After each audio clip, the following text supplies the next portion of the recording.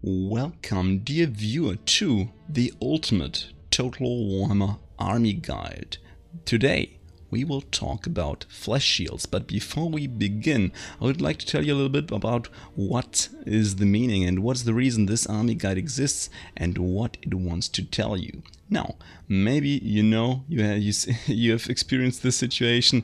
You're firing up Total Warhammer, you want to play a battle, and you're seeing all these different armies, and when you click any one of these, you see such an incredible amount of different units, which are kind of hard to understand at first. I mean, you can get a basic idea of a swordman, but what's a zombie do? Why is it different to a skeleton warrior? And what's the difference to a crypt ghoul? I mean, they cost more, but how do I use these units?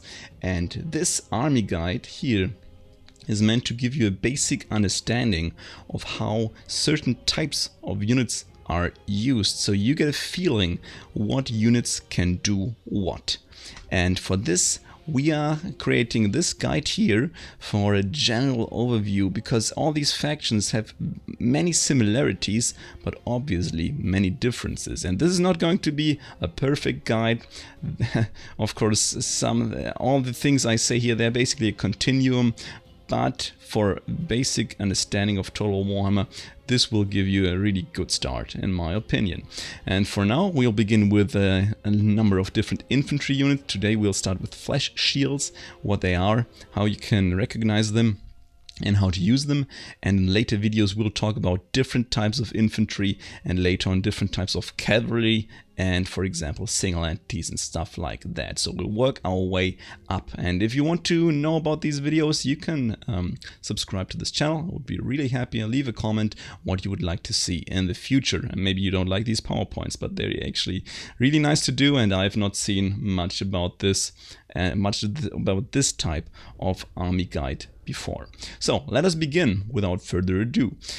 Today we begin with FleshShields. What are they and what can they do?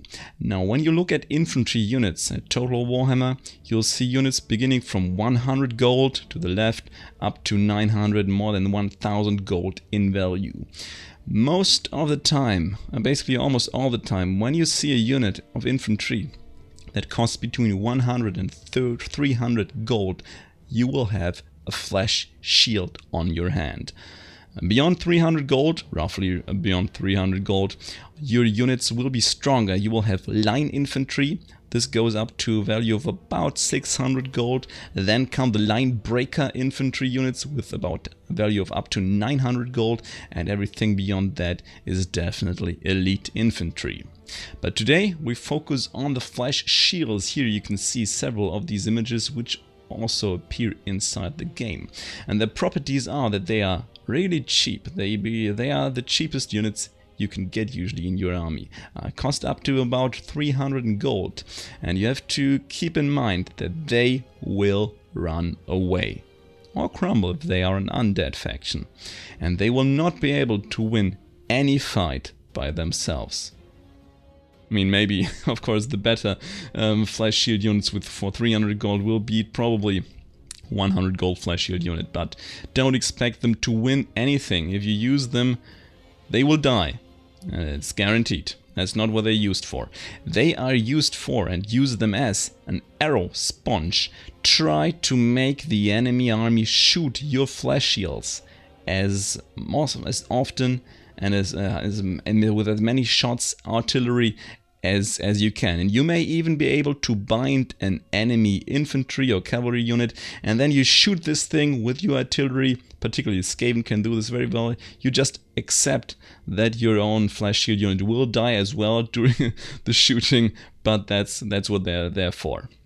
They're also there to be a damage sponge, to just have lots of hit points, and the enemy has to chew through this unit. And you can mix your more expensive single entities, for example, into these units, and most of the damage the enemy will do will occur on these cheap FleshShields instead of your more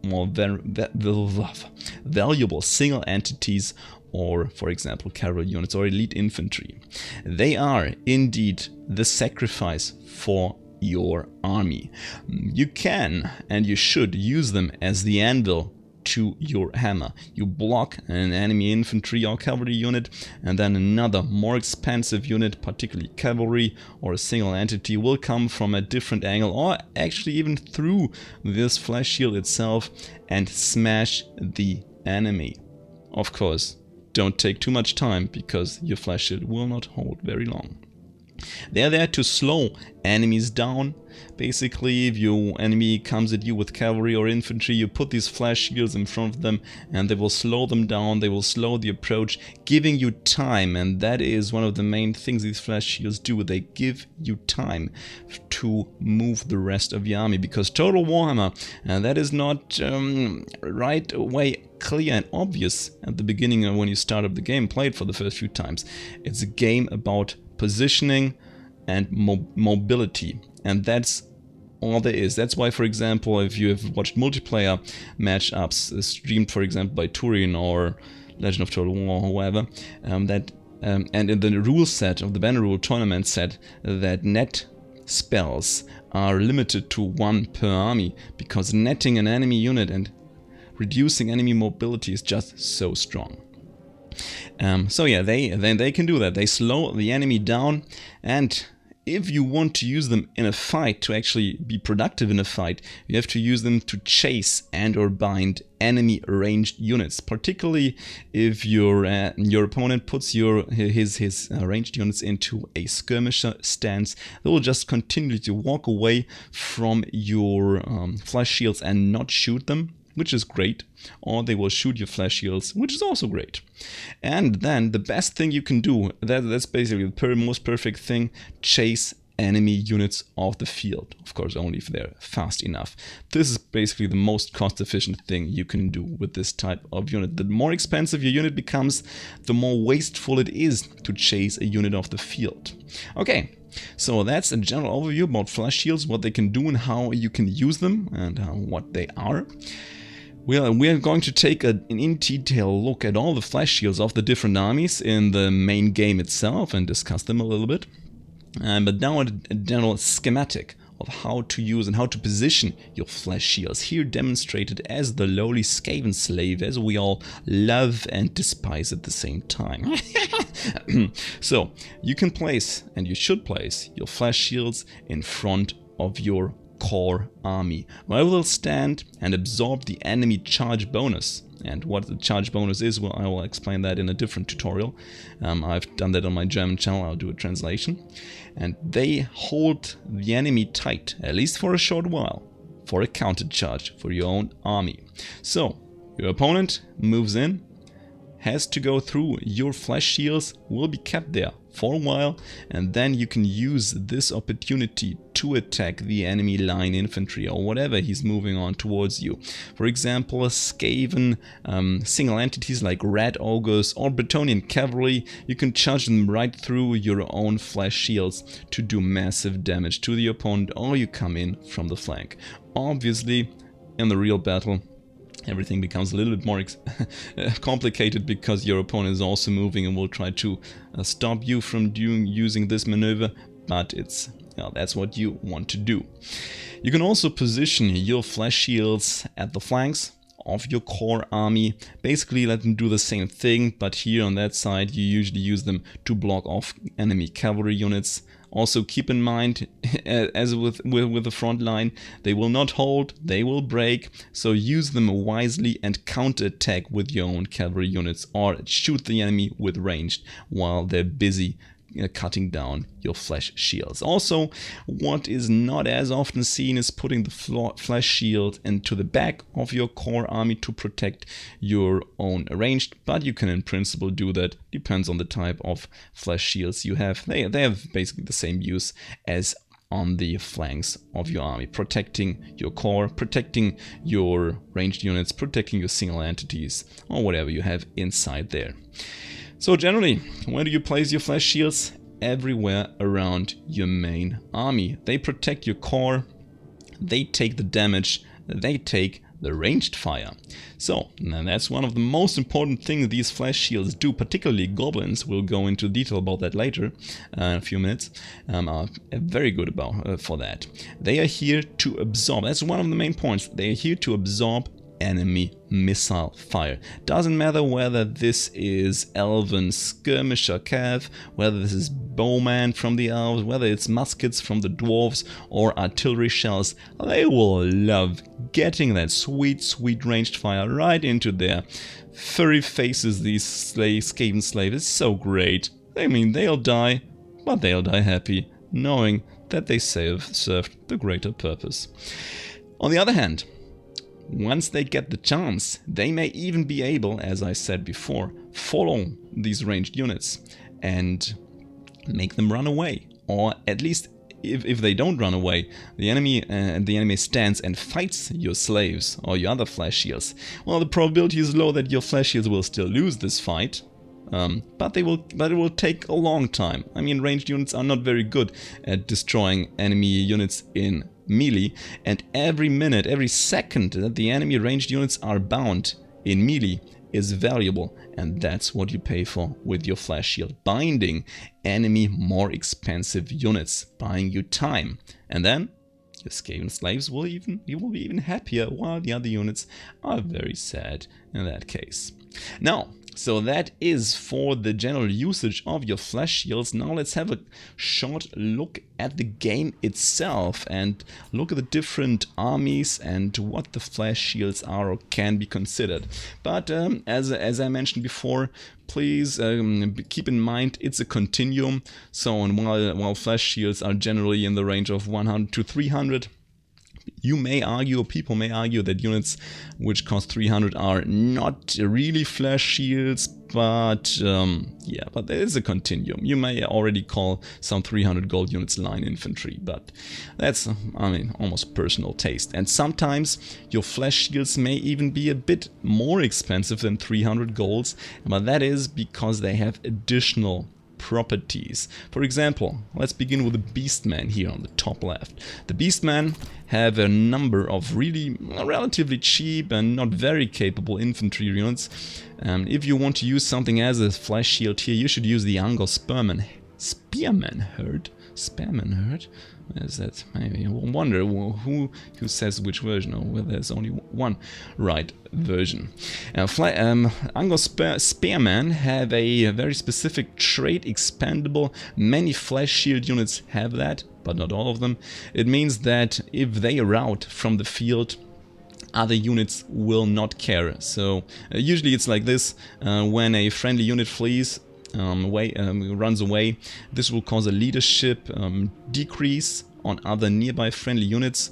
But if it's a flash shield or it's an expendable unit, the elite units like Bestigors, they won't care. I mean, it's just flash shields. Who cares if they run away? Who cares if they die? I mean, that's what they're there for, right?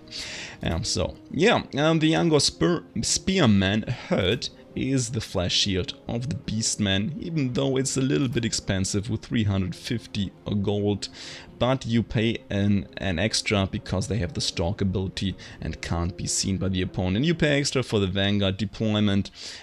So yeah, maybe also the Angor herd is also can be considered flesh shield, although it's actually very expensive, so don't use it. If you want to use a flesh shield with the Beastmen, use the Angor Spearman. But as I said, I mean, due to the special abilities they have, they come at a much steeper price. You don't want to waste 350 gold as for a flesh shield usually, but use them wisely, particularly for hammer and anvil strikes. Bretonnia is definitely the army with many flesh shield units. One of the most important ones is the peasant mob, the lowly peasant mob, which gives the glorious Bretonian knights their way, the anvil on which they can discharge their cavaliers' mighty hammer and be glorious in battle and prove their worth to the Lady of the Lake. So these peasant mobs, they're crap. I mean, 18 melee attack, melee defense. This is the true flesh shield. I mean, okay. I mean, the Angor Spearman, you can discuss whether it's flesh shield or not, but the Bretonian peasant, that's definitely total crap. It will not make any damage, it will run away with 36 leadership. You've got no chance. They will run off very quickly, no matter what attacks them, except other flesh shields, of course. And yeah, they're very cheap, so use a lot of them. You put them into your Bretonian army, like 4 of these. It's great. I mean, you can almost not do anything wrong with them. They will also come back and nobody cares for them because they're so cheap and they will not do any damage, but they will slow your enemy down. And then, well, Bretonnia has a lot of other flesh shields. It's basically a continuum here. You've got the man-at-arms. They're not as good as other line infantry, so I'd still consider them the flesh shields, but it's a kind of continuum. I mean, the Bretonnian line infantry and the infantry general is a bit more competitively priced because they really rely on that combination of the expensive elite cavalry and their really cheap, quickly running infantry. But at the leadership of 50, these are not very stable. They will run away. They will, I mean, at 325 and at 325 spare man-at-arms, you would not consider them flesh shields anymore, but I think going to the man-at-arms at 250, that's still considered flesh shields. Maybe also man-at-arms with shields. This is your opinion, but I mean, they have much better flesh shields with the peasant mob, so use them instead. Consider them the main flesh shields, and then spare man-at-arms, a bit more stable flesh shields. Going to the Dark Elves. Dark Elves in all elf factions do not have any flesh shields. They begin with the line infantry, bleak swords, dread spears. They are much too expensive to use them as a throwaway sacrificial unit. 450 gold. Make sure, I mean, when you lose, if you lose a peasant unit of 100 gold, you gain a little bit of time, that's okay. It doesn't matter whether you lose them or not, or forget them, but 450 gold, that's a considerable investment of the gold you have. You should really use them wisely. Don't throw them away. It's too expensive. They don't have, and also the same for high elves and wood elves. They don't have flesh shields. Going to the dwarves. Surprisingly, even the dwarves have flesh shields, although you may not consider them one. These are the miners. They're a little bit higher priced at 325. You pay a bit more than usual flesh shields because of their high armor and very high leadership, but don't expect anything more than from a flesh shield, because their melee attack and melee defense is still pretty low, as well as their melee weapon strength, even though they have a lot of armor piercing damage, which is a bonus. So all of this makes them a little bit more expensive, but don't expect anything of them. They are flesh shields, and you can even get a more expensive flesh shield version, which is the miners with blasting charges. You pay an extra 100 gold. You'll see similar things for the lizards later. The 100 gold is for the one charge of explosive ammunition they can throw. But you have to keep in mind, this is really important. You use this blasting charge well. So don't just use them wastefully like you may do with the miners. You have to use them correctly. Put them in a way they can throw them on the enemy approach. Then we go to the Empire, and the Empire also has a lot of infantry variations. It's a continuum of units. If you want to use something as a flesh shield, use the Spearmen. They are relatively cheap, 325. You may consider them line infantry. Yeah, they're not great. They will not win a fight. They will usually lose because their melee defense and attack are not very high. If you want to have something that begins to become really stable, that's the Spearmen with shields, 42 melee defense. That's pretty nice, and they will hold for a while. So yeah, you can argue whether this is a flesh shield or not, but if you want to have one, use these. I'll go for line infantry right away. Going to the Greenskins, they have one of the best flesh shields next to the Bretonnians, in my opinion. They've got the Goblins, the lowly and amazingly pretty and smart Goblin Greenskin. Why is it so great? It costs 300 gold, so it's a bit expensive for a flesh shield, but you gain an amazing silver shield which blocks 55% of enemy small arms missile fire, meaning these small bad boys can absorb amazing amount of enemy range fire. Keep them as your protection for your very much more important line breakers, for example, your big ones. Keep them in front to the side of your army and let them catch all the enemy dirty ranged fire you can. And it's going to be great. But they will not win. They will not win anything except maybe against other much cheaper flesh shields. That's a flesh shield right there. Even though its stats are it's not horrible, not amazingly horrible, but still pretty bad.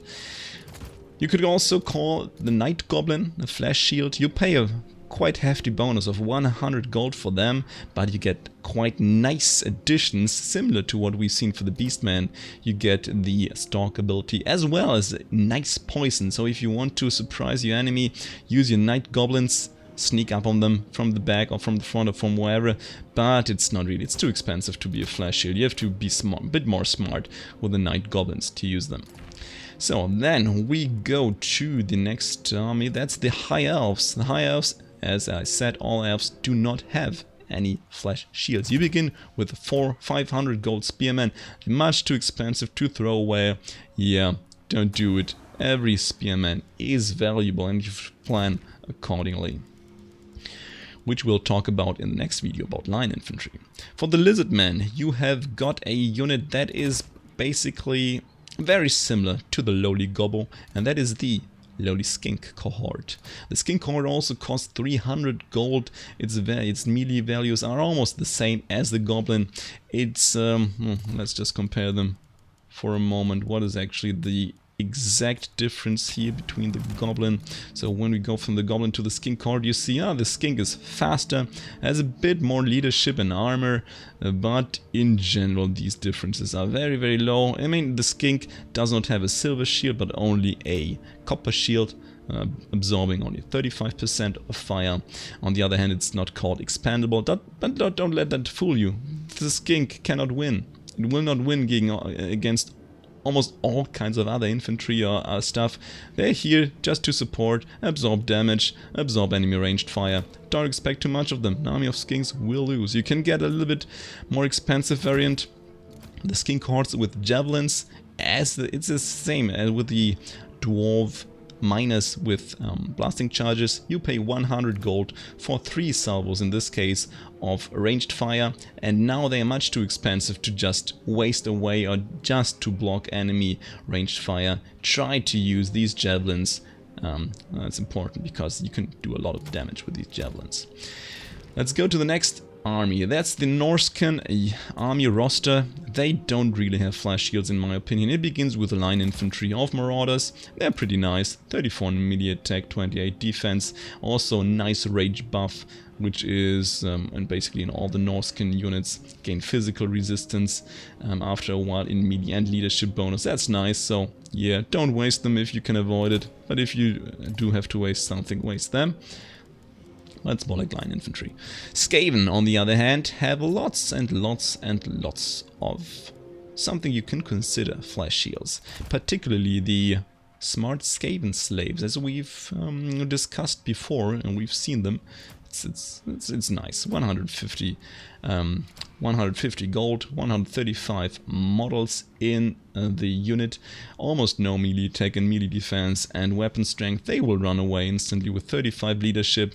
Yup, there's also a Skaven slave with spear variant with a little bit more melee defense and a bonus versus large, which really doesn't do much, but yeah, might discourage your opponent with cavalry to go in, but really don't expect. I mean, they're bonus versus large, but they will not do a lot, as they're flash shields.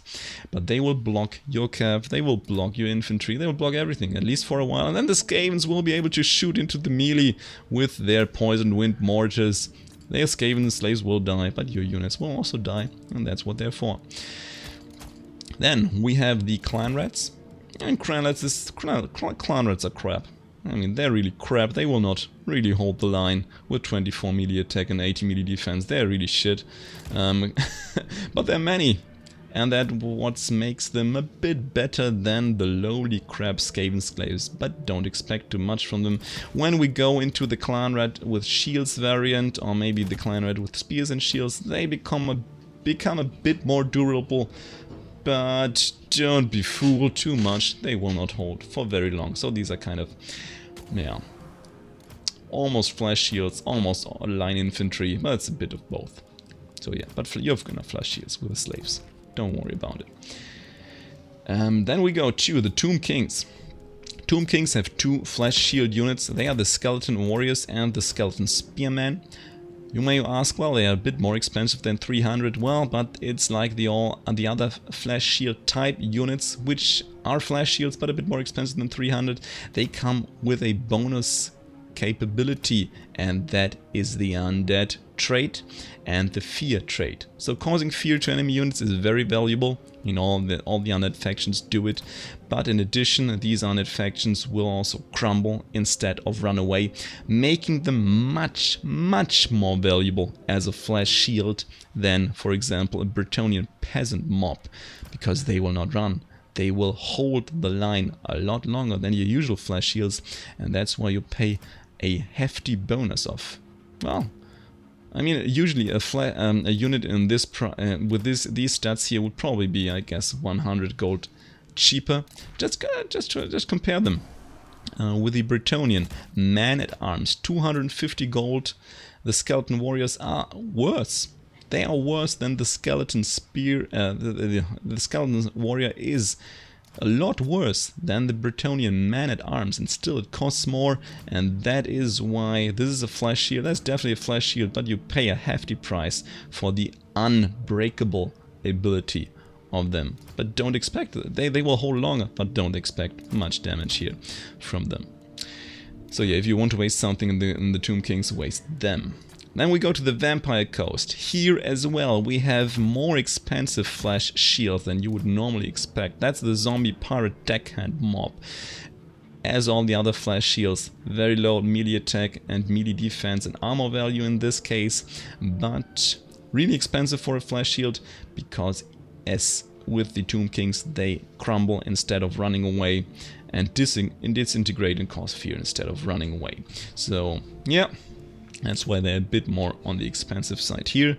You might also consider the zombie pirate deckhand mob with pole arms as a flesh shield, but they actually have a quite interesting use and maybe really dangerous, and maybe anti-infantry line infantry already, because they have considerable armor piercing damage of 19, including a bonus versus large of 13, so they become already they become a bit dangerous. I mean, you can charge with the cavalry into your zombie pirate deckhand mob, but you don't really want to do it into a deckhand mob with polearms. It becomes a bit too tricky. So if you want to use flesh shields, cheap flesh shields, use the zombie pirate deckhand mob. Okay, and then we're almost through. We are at the vampire counts. They also have a very nice flesh shield, which is the zombie unit. Can you look at these values? 5 melee attack, 6 melee defense. It's absolutely horrible.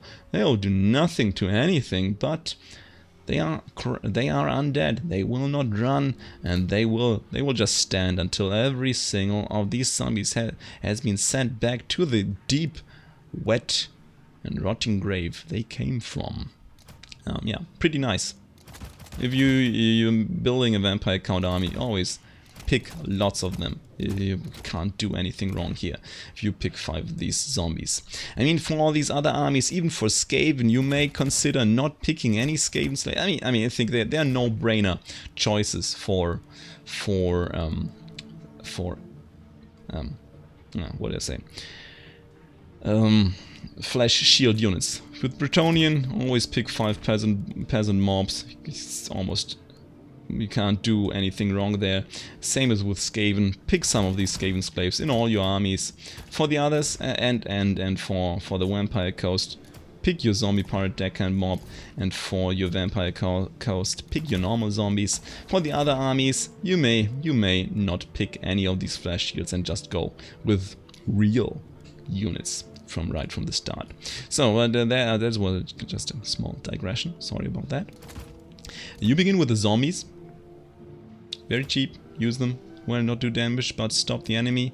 There's also an elite version of them, 100 gold more the tithe. This is worth it, guys, this is worth it. They've got more models, they've got more health, and they've got amazing 15% physical resist. That's pretty nice, particularly if you have any healing effects in the vicinity, then they become even more worth.